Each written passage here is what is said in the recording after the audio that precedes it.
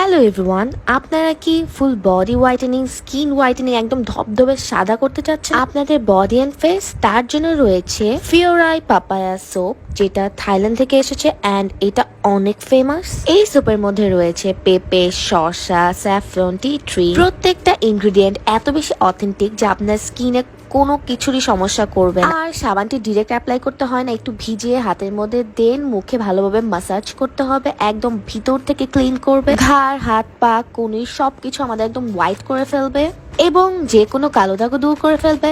স্কিনকে করে ফেলবে আরো উজ্জ্বল ও ফর্সা।